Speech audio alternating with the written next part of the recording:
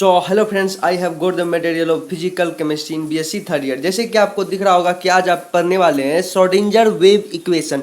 इस पे हम स्टडी करेंगे। सबसे पहले इसको जानने से पहले आप देखो कि श्रोडिंगर किस तरह से अपना वेव इक्वेशन दिया।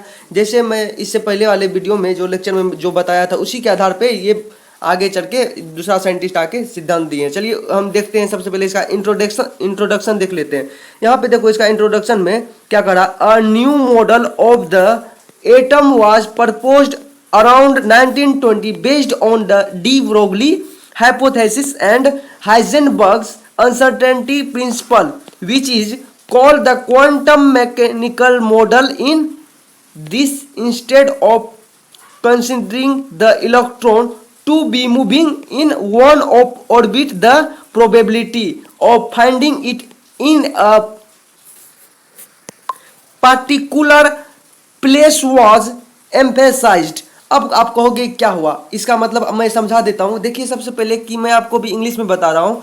अगर आप इसका पीडीएफ जानना चाहते हो तो हिंदी एंड इंग्लिश में मैं आपको टेलीग्राम एंड व्हाट्सएप पे, वहाँ पे नीचे डिस्क्रिप्शन में वहाँ पे नंबर में ग्रुप में ज्वाइन हो जाना और वहाँ पे आपको मिल जाएगा। और टेलीग्राम पे ओम नॉलेज के नाम से आपका चैनल है, वहाँ पे आप ज्वाइन हो जाना। अब देखो जैसे कि अब यहाँ पे क्या करा है, डी ब्रोगली की परिकल्पना जो है, यानी कि वो था क्या, डुअल नेचर। जैसे कि आपको मैं पहले बता दिया था कि किसी भी पदार्थ का डुअल नेचर होता है, एक पार्टिकल नेचर होता है, एक वेव नेचर होता है। उसी प्रकार से डी ब्रोगली की परिकल्पना, यानी कि वो जो परिकल्पना की थी डी ब्रोगली ने, उसके बारे में हम बता रहे हैं। डुअल नेचर ऑफ इलेक्ट्रॉन तथा हाइजेनबर्ग के अनिश्चितता के सिद्धांत।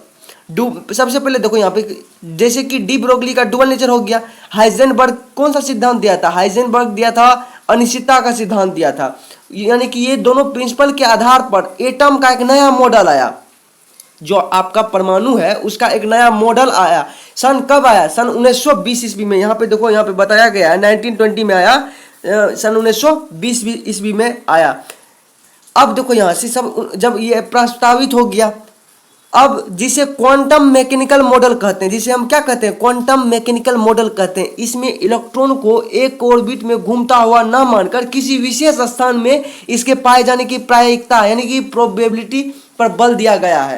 यानी कि सबसे पहले जो डुअल नेचर में, जैसे कि डी ब्रोगली साहब ने एंड हाइजेनबर्ग जैसे कि बाद में आया, तो जो बोर था, बोर ने साइंटिस्ट जो थे वो बोला गया कि एटम जो है उसको हम पता कर सकते हैं कि एग्जैक्ट लोकेशन उसका बता सकते हैं कि वो कहाँ पे है। लेकिन जैसे जैसे समय बीता गया, जो दूसरा साइंटिस्ट अपना अपना मत दे के गया, तो उन्होंने बताया कि एटम को हम उसका एग्जैक्ट लोकेशन को पता नहीं कर सकते हैं, उसी पे बल दिया गया। अब यहाँ पे आगे इसको समझने के लिए चलिए हम समझते हैं एक चीज और। यहाँ पे देखो, सबसे पहले अकॉर्डिंग टू डी ब्रोगली, यहाँ पे डुअल नेचर देखो, डी ब्रोगली जो है डुअल नेचर दिया, एक पार्टिकल नेचर। जैसे कि मन में इमेजिन करो कि एक पदार्थ है, यानी कि एक मैटर है।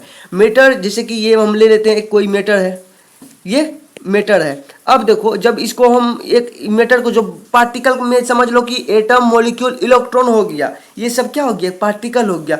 जब यही पार्टिकल गति करता है तो ये वेव की तरह काम करने लगता है, यानी कि इसका वेव नेचर हो जाता है। तो हम कह सकते हैं कि जो आपका एटम, कोई भी चीज जो है, यानी कि मैटर जो है, उसका दो नेचर होता है, एक पार्टिकल नेचर एंड एक वेव नेचर होता है। जैसे कि आपको पता चल गया, ये इतना तक तो आपको समझ में आ गया होगा, उम्मीद है।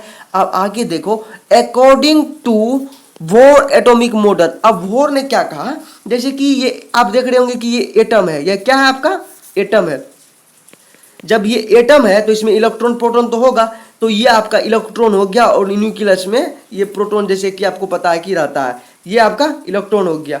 अब देखो, ये इलेक्ट्रॉन का काम क्या होता है, ये इलेक्ट्रॉन चक्कर में, यानी ऑर्बिट में ऐसे घूर रहा है, चारों साइड से करके घूर रहा है, तो ऐसे समझ सकते हो। लेकिन यानी बोर जो थे, उन्होंने कहा कि एटम का हम एग्जैक्ट लोकेशन पता कर सकते कि एटम अभी कहाँ पे है। लेकिन जैसे जैसे समय बीता गया, फिर एक नया साइंटिस्ट आए, जिसे हम कहते हैं according to Heisenberg quantum principle आया, यानी कि हाइजेनबर्ग का अनसर्टेनिटी प्रिंसिपल आया, यानी कि अनिश्चितता का सिद्धांत। उन्होंने कहा कि हम एटम का कभी भी हम निश्चित लोकेशन को, हम एग्जैक्ट लोकेशन को नहीं पता कर सकते। तो उन्होंने इस पे बल दिया। फिर आगे चल के फिर एक साइंटिस्ट उसी के आधार पर, यानी कि ये दोनों के आधार पर, इसके और हाइजेनबर्ग, ये दोनों के आधार पे एक प्रिंसिपल आया, यानी एक इक्वेशन आया जिसे हम श्रोडिंजर इक्वेशन कहते हैं। और श्रोडिंजर इक्वेशन में ये बताया कि जो आपका इलेक्ट्रॉन है एटम के न्यूक्लियस के आसपास रहते हैं, लेकिन आप कहोगे कि एटम एग्जैक्ट कहाँ है, तो वो कहा गया कि एग्जैक्ट कभी भी एटम के अंदर जो इलेक्ट्रॉन होता है उसका एग्जैक्ट लोकेशन पता नहीं कर सकते, इसलिए कभी भी इलेक्ट्रॉन कहाँ रहता है, न्यूक्लियस के आजू बाजू में रहता है। तो हम कह सकते हैं इलेक्ट्रॉन न्यूक्लियस के आजू बाजू में रहता है, तो हम इसलिए ये किसने कहा था, श्रोडिंजर, ये श्रोडिंजर इक्वेशन में ये कहा गया। ये दोनों मिलकर श्रोडिंजर इक्वेशन का निर्माण हो गया। समझ गए कौन कौन सा, जैसे कि यहाँ पे देखो डी ब्रोगली और यहाँ पे ये सब का थ्योरी को मध्य नजर रखते हुए आगे चल के यहाँ पे एक श्रोडिंजर वेव इक्वेशन माना गया। आप इसको नोट कर लीजिए, वेव इक्वेशन।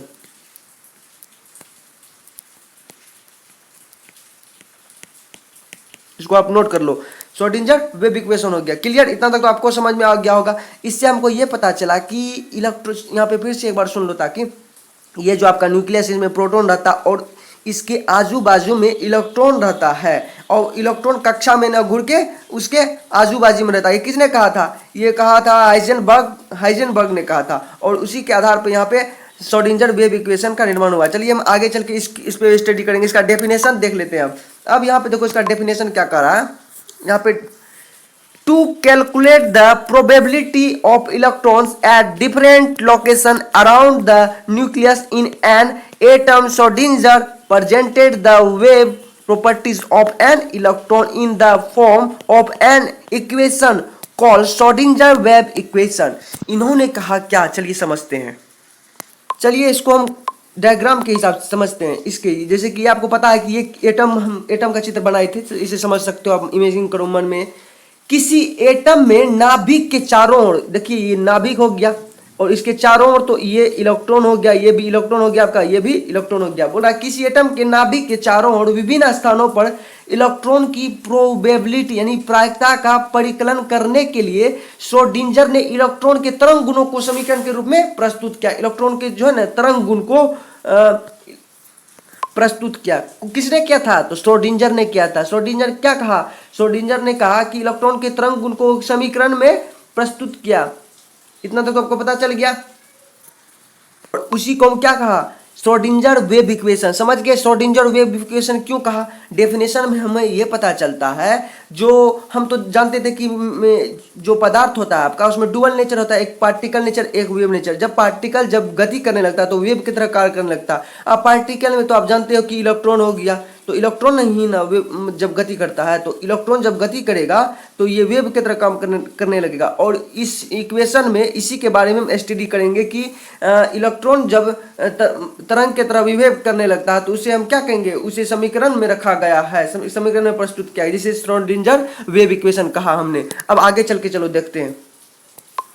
अब यहाँ पे देखो श्रोडिंजर वेव इक्वेशन में एक फॉर्मूला आया, देखो del square psi upon del x square plus del square psi upon del Y square plus del square psi upon del Z square plus del pi 8 pi square, यहाँ पे 8 है, 8 pi square M upon H square into E minus B into psi equal 0। ये हो गया। अब देखो ये formula का आपको नोट करना है, इसी के आधार पर चलिए समझते हैं। अब यहाँ पे देखो आप कहोगे एक्स वाई जेड क्या है, तो एक्स वाई जेड हो गया आपका स्पेस कोऑर्डिनेट्स। स्पेस कोऑर्डिनेट्स क्या होता है मैं आपको हिंदी में समझा देता हूँ, जिसे आप निर्देशांक कहते हो। अब देखो एम क्या हो गया, एम हो गया आपका मास ऑफ इलेक्ट्रॉन, यानी कि इलेक्ट्रॉन का द्रव्यमान हो गया। ये सब आपको पीडीएफ में मिल जाएगा, आप हिंदी मीडियम के स्टूडेंट हो तो बीएससी थर्ड ईयर के लिए। अब देखो ई जो है, ये ई आपका टोटल एनर्जी हो गया, यानी कि आप कह सकते हो ई के बारे में इलेक्ट्रॉन की संपूर्ण ऊर्जा हो गया। तो भी आपका क्या हो गया, भी हो गया आपका पोटेंशियल एनर्जी, यानी कि स्थितिज ऊर्जा, जिसे आप कह सकते हो। और आगे देखते हैं, आगे यहाँ पे आप देखोगे ये साइन क्या हो गया, ये साइन हो गया आपका वेव फंक्शन, यानी कि तरंग फलन, जिसे आप हिंदी में तरंग फलन कह सकते हो। अब देखते हैं डेरिवेशन ऑफ श्रोडिंजर इक्वेशन, इसके बारे में हम देखेंगे।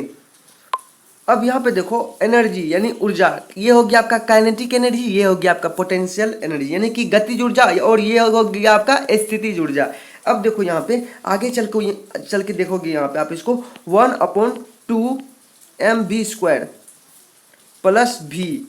अब बोलोगे 1/2 mv² क्या हो गया, ये हो गया आपका काइनेटिक एनर्जी। यहाँ पे मान लेते हैं हम कि ऐसे करके देखो लो, ये आपका हो गया काइनेटिक एनर्जी, और ये भी क्या हो गया, ये आपका पोटेंशियल एनर्जी हो गया यानी कि स्थितिज ऊर्जा हो गया। इसको हम इक्वेशन 1 में रख लेते हैं। चलो चलिए आप रख लो स्थितिज 1 में। अब यहाँ पे एक चीज और देख लो, m का मतलब जैसे आपको पता है मास ऑफ ऑब्जेक्ट, और v का मतलब स्पीड ऑफ ऑब्जेक्ट। तो सबसे पहले यहाँ पे लिख देता हूँ, यहाँ पे आपको कलर थोड़ा सा चेंज कर देता हूँ। अब देखो m का मतलब मास ऑफ ऑब्जेक्ट, सॉरी थोड़ा पहले लिखना होगा हमें, क्या कि वीडियो बहुत लंबा हो जाएगा। v बराबर क्या होगा, स्पीड ऑफ ऑब्जेक्ट, ओ भी लिख देता हूं, समझ जाना आप लोग, स्पीड ऑफ ऑब्जेक्ट। अब देखो आगे हम देखेंगे, यहाँ पे आगे चल के क्या कर रहा है, kinetic energy can also be represented as follows, यानी कि गतिज ऊर्जा जो होता है आपका, यानी कि काइनेटिक एनर्जी को निम्न प्रकार से भी प्रदर्शित किया जा सकता है। चलिए देखते हैं किस प्रकार से प्रदर्शित किया जाता है। यहाँ पे लिख देते हैं हम, यहाँ पे देखो kinetic energy can also be represented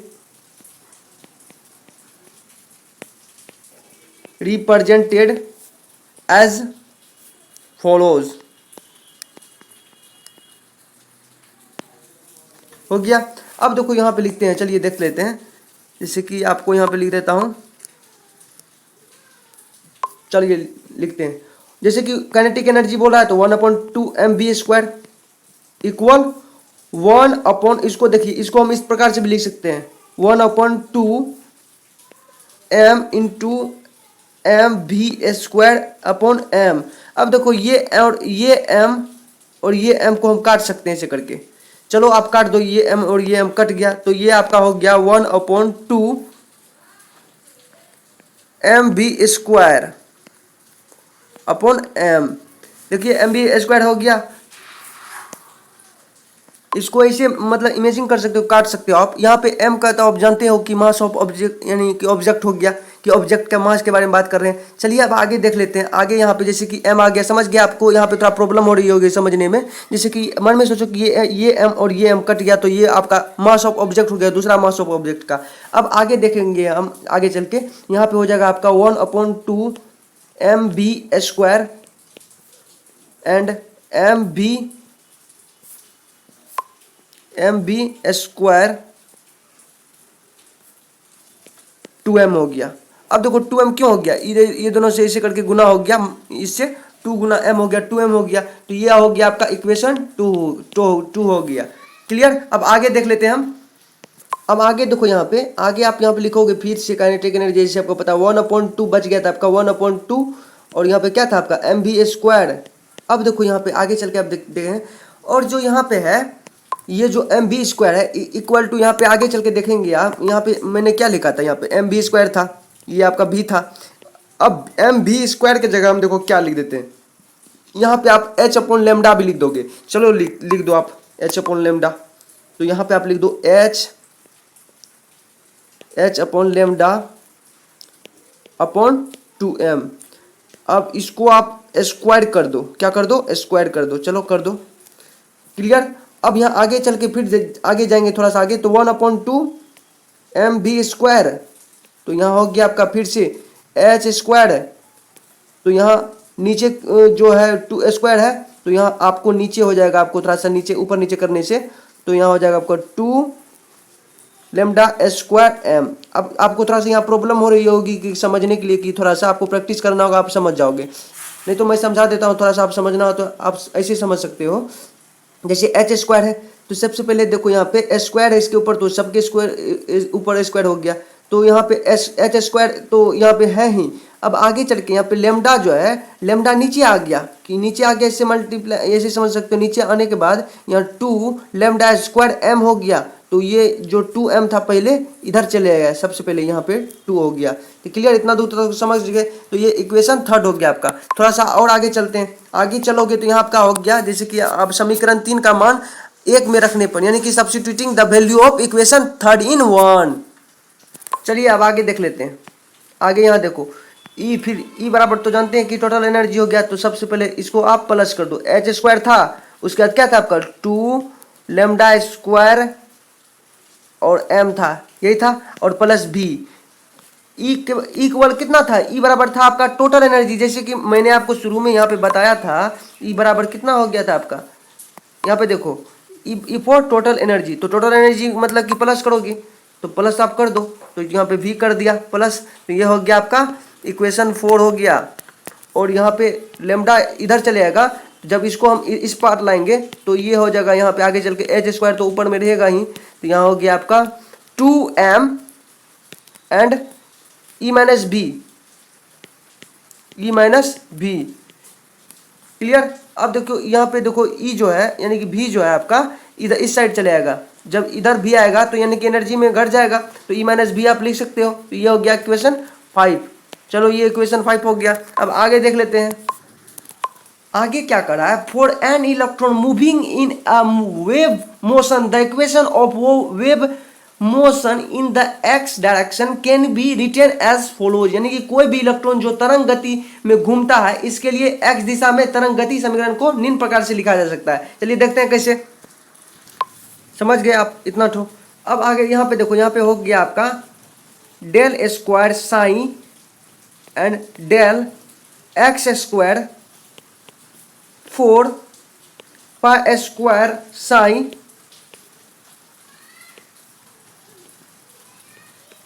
lambda square equal 0। ये हो गया आपका इक्वेशन 6। इक्वेशन 6 हो गया। अब यहाँ पे एक चीज और देख लो, यहाँ पे कह क्या रहा है, यहाँ पे देखोगे कि कोई भी इलेक्ट्रॉन जो तरंग गति में घूमता है, यानी कि इलेक्ट्रॉन जब गति करता है तो वो तरंग की तरह बिहेव करने लगता है, ये आपको पता है।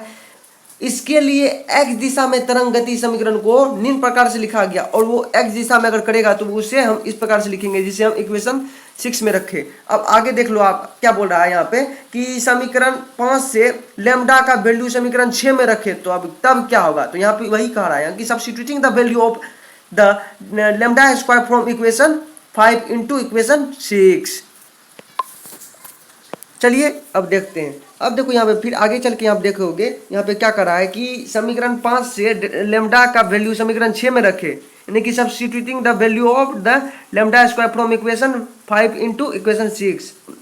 अब देखो del square and psi upon, यहाँ पे इस प्रकार साइन हो गया del x square plus 4 pi psi, उसके बाद क्या हो जाएगा, यहाँ हो जाएगा आपका 2m upon H square. 2m यानी कि ऊपर चले गया 2m, तो यहाँ पे आगे चले क्या था आपका ई माइनस बी था। ई माइनस बी यानी एनर्जी माइनस, यानी कि जो आपका बी था, बी आपका क्या था, यहाँ पे चलिए देखते हैं बी आपका क्या था। यहाँ पे आप देखोगे बी आपका था आपका पोटेंशियल एनर्जी। तो यहाँ वही आपका यहाँ क्या हो गया आपका बी आपका पोटेंशियल एनर्जी, यानी पोटेंशियल एनर्जी को हम माइनस कर दिए, तो आपका आ गया इक्वेशन यहाँ पे देखो ये इक्वल 0 हो गया। अब आगे चल के इक्वेशन 7 देखेंगे। यहाँ पे फिर क्या बोल रहा है, del square psi upon del x square plus, ये दोनों को आप मल्टीप्लाई कर दो, तो यहाँ हो जाएगा आपका 8 पाई स्क्वायर एम, उसके बाद H square upon H square, यहाँ पे क्या था ई माइनस बी, तो ई माइनस बी एंड साइन हो गया यहाँ पे, और यहाँ पे हो गया इक्वल, इसको आप समीकरण 7 भी बोल सकते हो, ये समीकरण 7 है। क्लियर, इतना तक तो आपको पता चल गया कि समीकरण 7 हो गया ये। अब यहाँ पे मैं एक स्टेप आगे चले गया ताकि आप यहाँ पे समझ जाओगे कि इसको बस मल्टीप्लाई करना है, ऐसे समझ सकते हो, ये इसको मल्टीप्लाई कर देना है। तो यानी 4 दूनी 8, 8 पाई स्क्वायर एम हो गया, यानी कि इतना हो गया आपका समीकरण 7 हो गया, इक्वेशन 7 हो गया। अब आगे देख लेते हैं।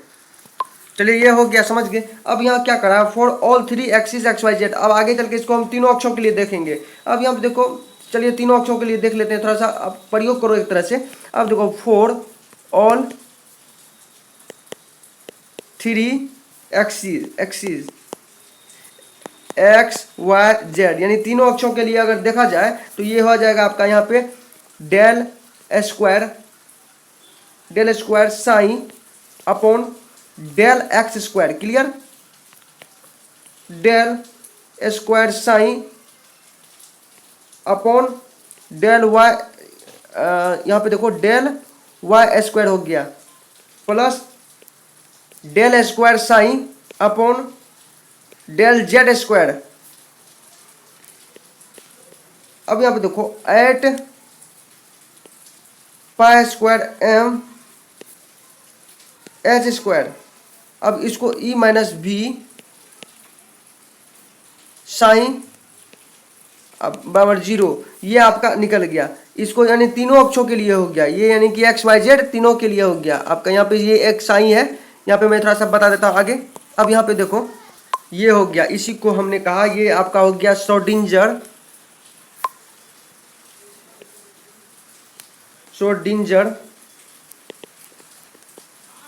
इक्वेशन।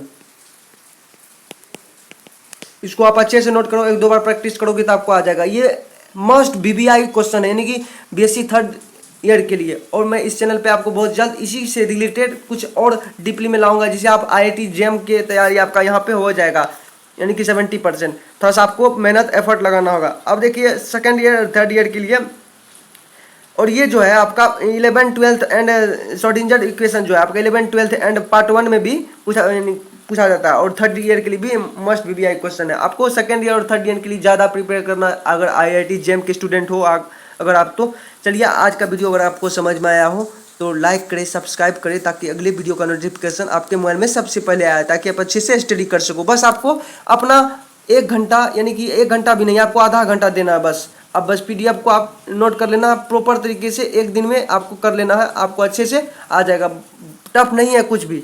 थैंक यू, धन्यवाद। फिर मिलेंगे नेक्स्ट वीडियो में। जय हिंद।